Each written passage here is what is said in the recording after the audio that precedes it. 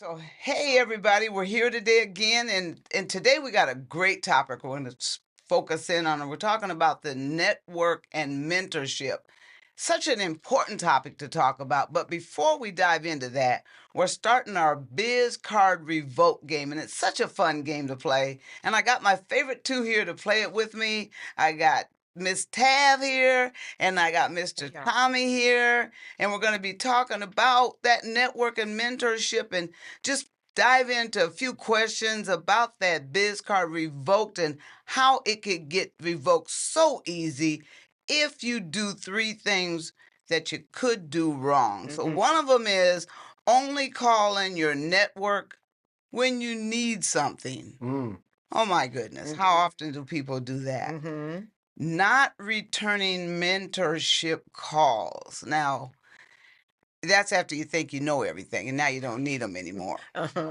Okay. Or refusing to share opportunities with others. So, which one of these habits will get your biz card revoked the quickest in your mind? I think we started with Tommy last time. Let's start with you, Tab.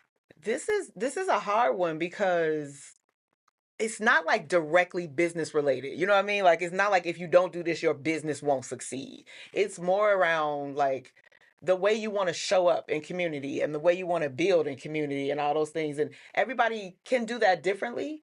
So I'm giving myself time to answer the question. Well, I don't know that. Um, I don't know necessarily though that Tab that your business won't succeed. I mean, because it could really hurt your business. It could be depending on what stage your business is in mhm. and what network you're in. It could be the demise of your business because if you're around the same like people Mhm. and you can kind of destroy one relationship that could ultimately destroy all them relationships, that Mhm. could mean your business. So it could mean. I thank you for that. I think I'm gonna keep it real, and I'm going to talk about the Twin Cities and how small it is. It's very small. While we keeping it real, I feel like we get more real and real every single episode. Every So episode. I'm gonna keep it real. The Twin Cities is so small. What I have found is it requires a certain level of integrity, and it also requires a certain level of community. You have to be involved. You have to know who's around you because at the end of the day, everybody is kind of talking to everybody, whether you know them or not. It's about 2 degrees separation from most entrepreneurs in the city. So, with that being said, I'm going to say only calling your network when you need something. And the reason I'm saying that and correlating it to to the comment that I made is because people are talking about how you move in community, whether you're in community or not. They're talking about how you move in community, whether you are present and vocal in community. Conversations are being had. And so I think you can get your biz card revoked if you're only calling on your network when you need them because you're building a reputation, whether you like it or not. And that reputation will be greatly impacted by who you know, how you show up, and how you respond in community as your business grows. So I'm going to say it's one. You will get your business card revoked if you're only calling your network when you need something because 2 degrees of separation, it only takes 2 conversations for your business to be painted in a bad light, especially in the Twin Cities. So. Oh, yeah. Yeah. I don't know about any other city because I'm only familiar with this one, but I know this one, it could make or break you. Yeah. We talk about the art of networking in the Strength and Strategy Lab, right? And so this one is near and dear to me because a lot of the opportunities that's been created has due to intentionality around networking, right? And I do use that word strongly of intentionality because a lot of people here in Twin Cities, if we keep it real, they're relational, right? They went to the same high school together. They played ball together. They might have went to University of Minnesota. So they are part of a fraternity. They are part of an organization. And that affiliation typically came up corporate together. Yeah, that as well. And what you run into is a bit of biases when it comes to folks that sit outside of the scope. I'm a transplant. right? So it's TAV. So everything that I've done here in the Twin Cities have been built from scratch. I didn't know anybody but a couple relatives when I first moved in town. And so I had to establish all of these connections through the various sources that I'm connected to, through community effort, through corporate interest, through this entrepreneurship, right? Sports, all the things that show commonality as it relates to my ability to show connection. So it's really about being intentional about having more than a transactional relationship, having more of a relationship, and it has to be reciprocal, right? So I would answer it as C, right? It's about the shared opportunities. We can't do this business on our own. And because the Twin Cities is so small, and I know that this medium that we're on right now, the outreach is beyond the Twin Cities, right? We're talking about national. I do travel a lot, and I do see the impact of community in terms of bonding and finding those commonalities that we can build on. So I think that you will lose your biz card and it will get revoked if in fact that you are not sharing in that network and sharing in that experience so that you're able to grow together. There's no way that we can do this thing called entrepreneurship alone, and we need each other to do it.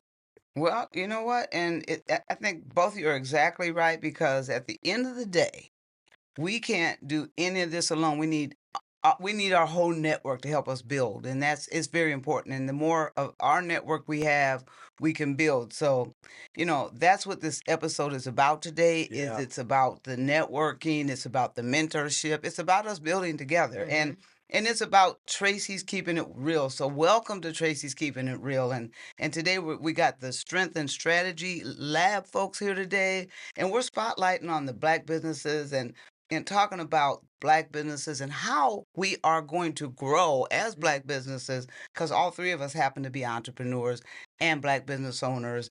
And today our topic is around networking and mentorship.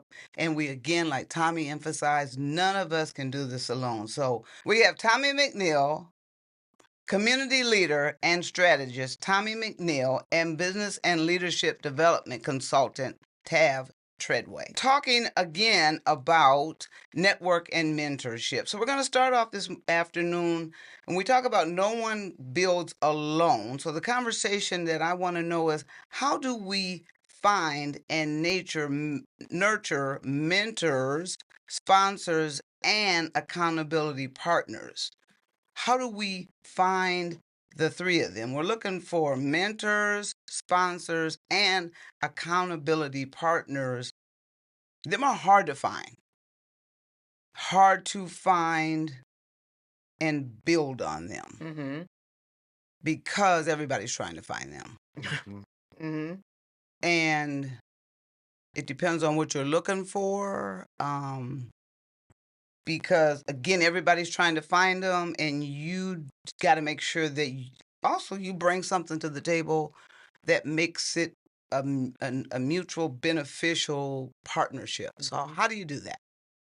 So when I hear mentors, sponsors, and accountability partners, I'm going to use the word community, right? We're all trying to build community as it relates to our businesses. And so that can be a partnership, that can be collaboration, that can be a mentor, a sponsor, or an accountability partner.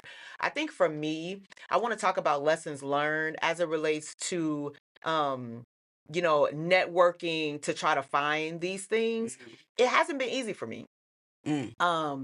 I was actually talking to a family member the other day who was just talking about how really impressive it's been to see me become the business owner that I am, because obviously they've known me, and they're like, to see you putting yourself out there, and like, it's really amazing to them. Because I had to really do some self-evaluation going into business. I'm not a social person. I'm not super social. I'm not the one that's going to come in the room. I'm married to a very social person. Okay. So, he coming in the room with the hellos and the A, and everybody love him when he leave out the space. And so, when we first got together, I was like, I don't know how to do that. I don't know. And I've learned a lot from him, but I didn't know how to do that. As an entrepreneur, what I learned about myself and had to become comfortable with was I'm more relational than I am social. Does he bring that to you, though? I mean, does he help your business with that? To He help actually you bring that to you? he actually does. He's helped me personally in that way. He also has brought it to the business. And then we'll be integrating into the business as a sales manager because that's sales, right? Being able to quickly connect, help people understand what the value that we would bring. So he will be bringing that to the business. But even watching him, he helped me understand that I'm less social and I'm more relational. So how do I then, in a world where social networking is the end all be all of everything that we do right now, how do I learn how to exist and build community? And so I had to learn that it's way more for me about connecting to people than it is about you know making an impression on people. Those were the two differences. And so once I learned how to connect to people in a way that was effective and routed itself back to the business and the work that I do, um I naturally started to build community.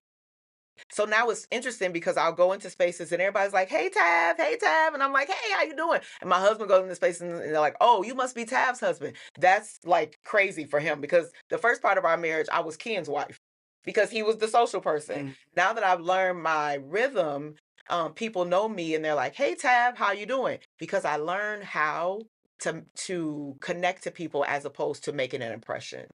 And that was a big deal for me because making an impression immediately was overwhelming for me. So it's a bit of a long question, but I know that there are a lot of people out there who call themselves introverts, but they still have a business that they want to build and grow. They want to put themselves out there. So you have to, first and foremost, get comfortable with who you are. You have to know how you connect to people. And then you have to know how to use that to draw it back to your business so that you help build your business network. Yeah.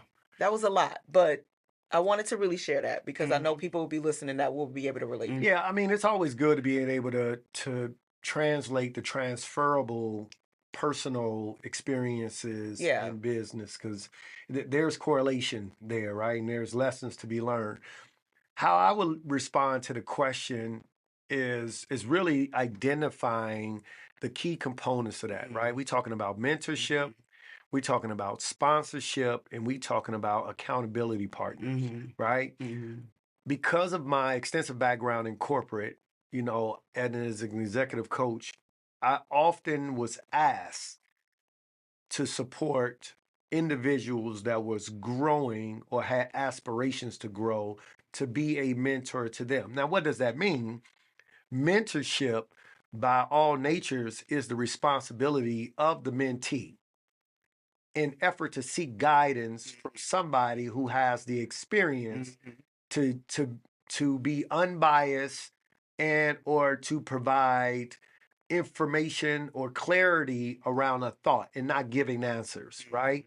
And so when a business owner, an entrepreneur is looking for somebody to mentor them, they ought to be looking at somebody who's had success in an area or a field or a part of the industry that they really want to tap into so that they're able to leverage that as a source of a North Star of here's what I'm thinking and this is what is guiding me in this direction. And it's the mentor's responsibility at that point in time to just be inquisitive and ask them things that will help them translate to what they want to do versus pouring into giving them direction on how to go about getting, right? And so that's that form of mentorship. Sponsorship comes in the form of, and I think when we become business owners, there's a lot of time we think about sponsorships in terms of monetary value, right? I'm looking for a sponsor.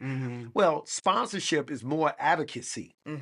Sponsorship is you going into a room, Tracey, in a place that I'm not in at the time and supporting the Strength and Strategy Lab because you see the value in it. That's a form of sponsorship. That's one form. That's that right, exactly, and not being a gatekeeper, right? Because that's a bad word. Yeah. A true non-gatekeeper is somebody that's willing to be a voice when you're not in the room. Those are really the true sponsors that see your vision, that understand your passion and your commitment and the integrity of the work that Tav was talking about earlier that you do. And they really want to advocate because they see value in it. That's sponsorship. And the accountability partners is more so somebody that you're paired with that are on a similar trajectory, may not even be in the same field that you're in, but understands what this thing called entrepreneurship about and want you to win and want you to be successful and want you when you didn't post on a daily basis, asking you the question of, why haven't I seen anything from you? Or they were at a networking event or knew about one that they didn't extend the invite to you on, right? The accountability comes from your ability to do that. Right. And so, Right. that hit pretty hard to Tab. Right. Making sure, trying to make sure that you should know about the things that they're telling you about, that making sure you know about it. Yeah. That's keeping it real, right? So their accountability comes from, all right, well, we need to be here. We need to be here on time because we need, like, all of those things. So it is one of those things where we have to hold each other to a higher standard, right? We do. So mentorship is about getting guidance, sponsorship about advocating, and then the accountability piece speaks for itself, right? When it becomes to the fact that we are in this together and we're building community. Yeah. And finding them people and knowing, in time you spelled it out really good, because it's about knowing what you're looking for when you're looking for them. Yes. Because if you're looking for and when I said that's one of, because when you are looking for sponsors, sometimes you are looking for financial support, and that is a sponsor as well. So if you're coming to somebody to say, because I think I did come to you once looking for sponsorship for Comcast, not for you as an individual sponsor, working for Comcast, but I looked for Comcast at the time to sponsor an event I was doing. So that's different than me looking for Tommy, who works at Comcast, who I would like to be my sponsor. So that's a different scenario. But I think when we're looking for people, we got to know what we're looking for and why we're looking for them in order to get the most out of that relationship. So that's how we as business owners have to really approach things. And I think that's a key element in businesses. Is I was just having this conversation earlier today when people come here and talk to me about different things. And it's like, I have people walking in the door and they want to meet with me. And it's like, a lot of times they don't even know why they want to meet with me. And it's like, I got to know why you want to meet with me, because sometimes it's not even me they really need to meet with. It's they got a story. Well, you're not talking to the publisher about a story. You're talking to an editor about a story. Well, I got this idea. Well, it's about, they're really looking at trying to make money. Well, it's not always me you're trying to talk to. So it's really understanding how, if you're looking to find and nurture things, then who are you really looking for? And make sure you understand that when you walk in the door, because that's so important. So yeah, and I love that, Tracey, because there's intentionality around the why. And as business owners and growing and emerging businesses tend to suffer the consequence of kind of throwing noodles against the wall and hoping that they stick. And then not being really intentional about the why behind the connections. And a lot of times, if they was keeping it real with themselves, they don't know what they don't know. So they really are looking and seeking in a subconscious way for you to help guide them versus proactively like seeking out the help that they need and the resources that they need. And now sometimes there's a little bit of skepticism because they are not maybe in relationship with some of those individuals that they can really use the help from. And so they typically will go to where there's a level of comfort with the hope that even without saying that you're going to aid them in whatever it is that they're looking to do. if they were really like wise about the art of networking, it is getting on the calendar for people who don't, but having the understanding of why you're asking for the help that you're asking, or getting on the calendar for it. And the more that our business owners can do that, the more successful they'll be, because there will be intentionality behind the connection. So I love that example that you just gave, because that's real. It is. I love the holistic approach that comes from the three of us being at the table together. Because when I started out, I started talking about knowing who you are, right? Before we get into what these components, let's know who you are and let's know how you do things. And then Tommy came with the what you're looking for, right? And broke down the mentorship and accountability and what those things are. And then Tracey came behind with the why. Right. So even as you're listening and you're like, okay, Tab said and Tommy said, but it's like there's a through line to all of this that's really going to help you develop your approach to finding your communal need in the entrepreneurial space. So I just want to kind of create that through line, right? Because we're saying it different, but we're all trying to get whoever is listening, right, to that end goal of really being able to accomplish something. And what is that? Building community. Right. And that, and for me, I think when we articulate the conversations, for me, it's always been about, because I'll hear somebody say something and I'm like, sometimes I struggle with, how do I apply that to what I'm trying to do? And so the way I try and have these conversations is I try to put it out the way I learn. And so I learn by giving examples on how it applies the way I learn. So if I'm giving an example back to the listeners or the viewers about, so this happened to me, they're like, oh, I know what she's saying, because that's the same thing 100%. that happened to me. Yes. And so now I can apply it the way that I just heard her. So that's how I give it. I love it. Yeah.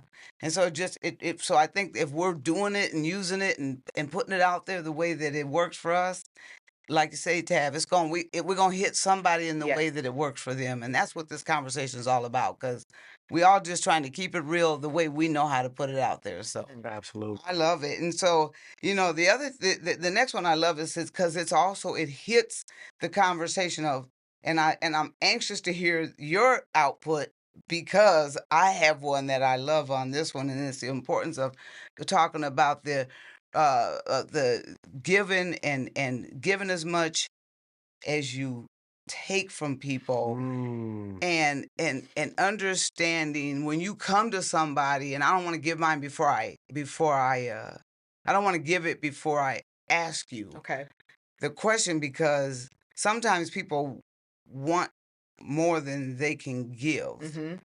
And what are your thoughts when somebody comes to you and says, I need you to partner with me? And they're a brand new business. They just started. And they can't bring nothing to the table.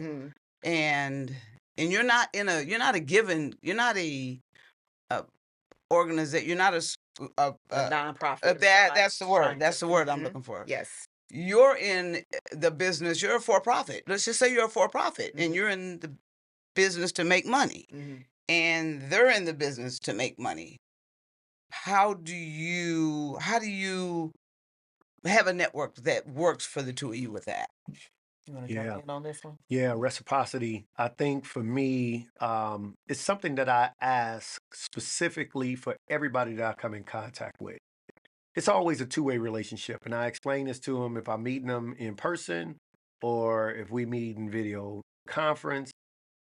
If there is a set an agenda based on our interaction, whatever it is that I'm asking for at the time, throughout that conversation, if not by the end of that discussion, I'm asking, so what can I do for you? I'm literally asking that question. And for those that are listening and that's been in contact will know that and will be able to attest that that's the case. Now, why is that important, right?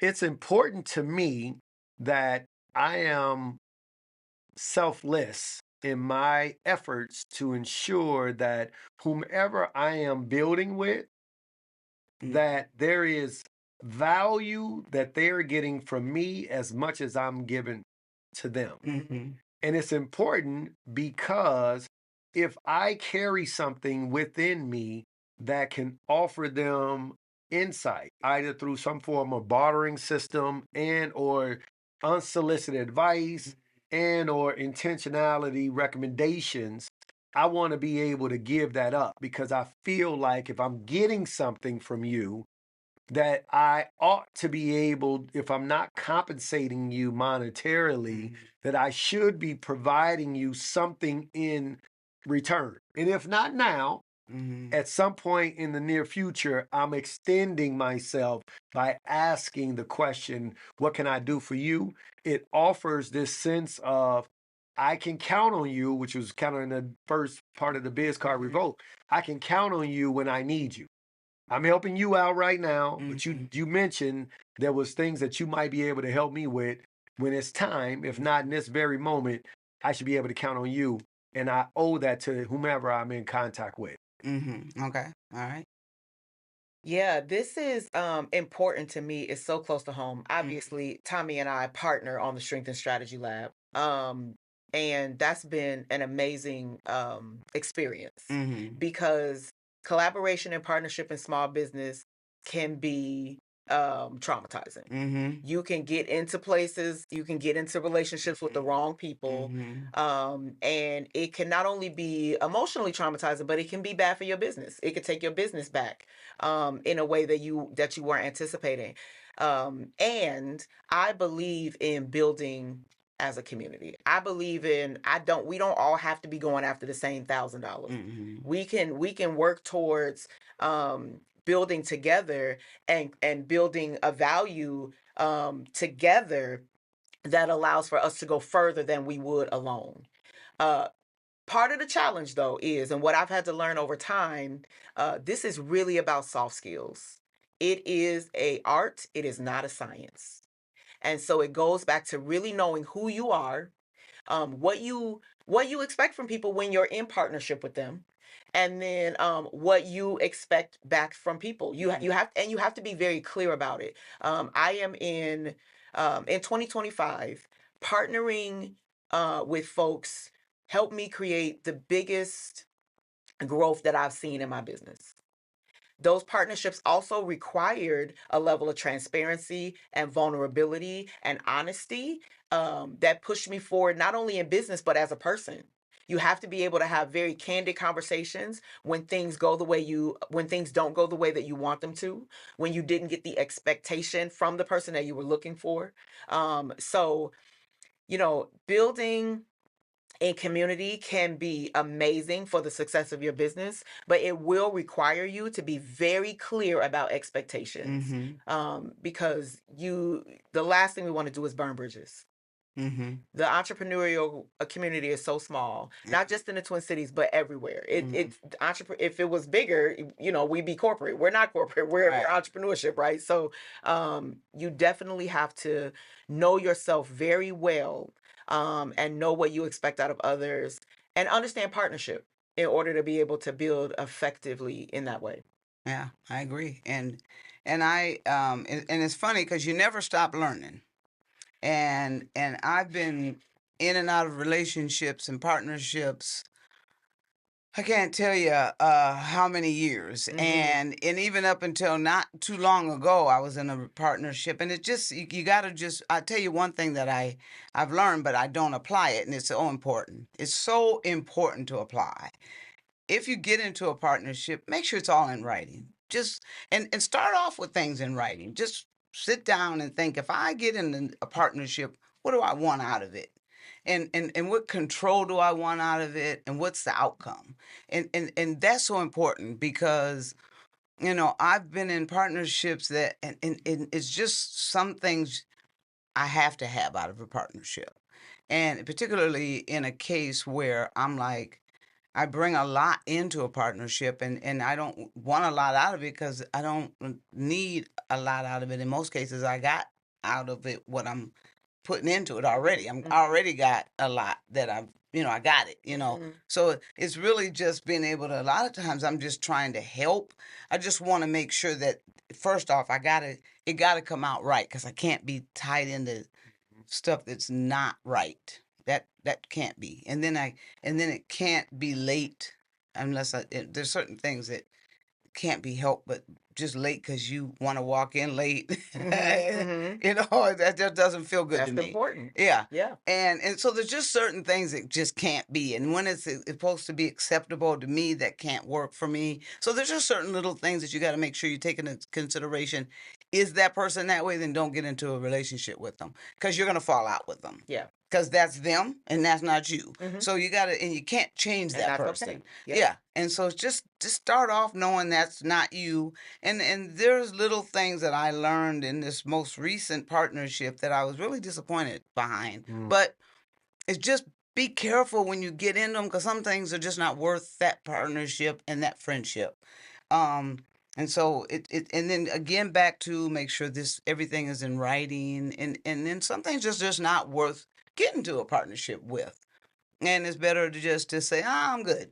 And and just kind of keep it pushing. So it's just knowing that and being okay with understanding that. But again, everything in writing is really a good place to start. And in that way, there's no misunderstandings. But even when it's in writing, sometimes it don't change the outcome.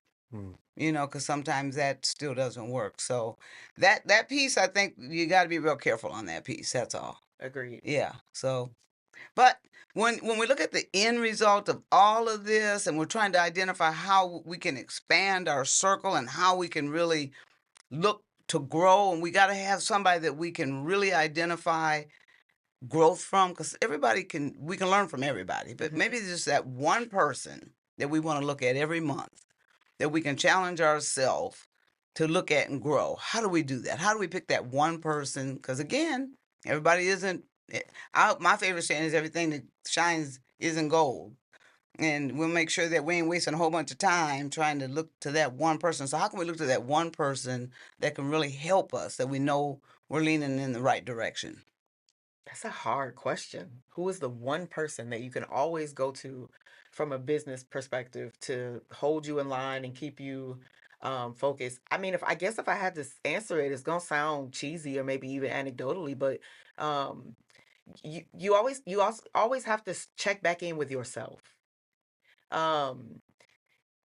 We have to know ourselves well enough to lead in the way that we want our businesses to go. And if we start to think about community and mentors and all of those things that are very necessary, and maybe get a little too caught up in what does this person have to say and what does that person have to say and what would this partnership look like, and what would this section of community have to say. At the end of the day, I know we're talking about networking, but there's a part of that you have to be able to check back in with yourself and make sure that you are aligned with your goals, your values, what's important to you. We talk business planning. Are you moving with your business plan, or have you scope creeped and you now all over the place and you started out going to do this and now you're doing those things? You have to regularly check back in with yourself in order to make sure that you're on track, because at the end of the day, that's going to be the best indicator as to how your relationships are thriving or not, why your business is thriving or not, and creating traction for where you want to go. I'll say that. That's a good way to wrap it up. I think so. Great way to wrap it up. I think I can't think of nobody better to check in with but yourself. Perfect. Because at the end of the day, anybody else can give you their opinion on it, and they're not in your business plan. Correct. So what's meant for you is for you. And the only way that you can get to your destination is to align yourself to the mission. And it's your mission, especially if it's your business. 100%. Yeah. So I think it's a great way to wrap up. I love it. Perfect. Great job. Thank you. All right. So until next time, remember, Tracey's keeping it real, and we got Strength and Strategy here with Sav and Tommy, and we want to make sure that you join us next time.